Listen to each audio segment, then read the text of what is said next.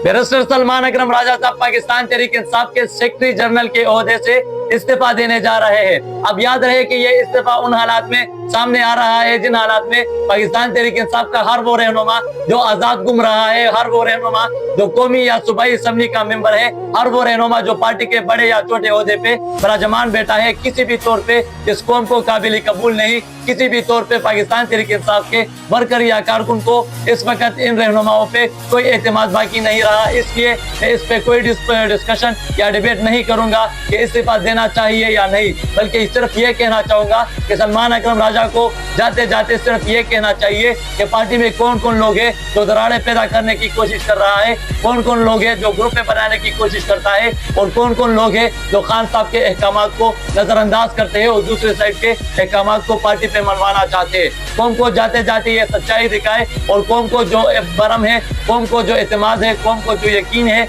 वो भी खत्म हो जाए और ये कौम खुद ही संजीदा ले इस तहरीक को, खुद ही अपने आप को तहरीक में लीड करे और खुद ही अपने आप की रहनुमाई करे इन तहरीकों में, और कौम ये लड़ाई खुद लड़े। तो जाते जाते इस कौम पे ये एक एहसान जरूर कर दीजिएगा और जो जो हकायक है, जो जो अंदरूनी लड़ाइयाँ है, जो जो अंदरूनी मुनाफिकत है, उसके बारे में कौम को जरूर बता दीजिएगा।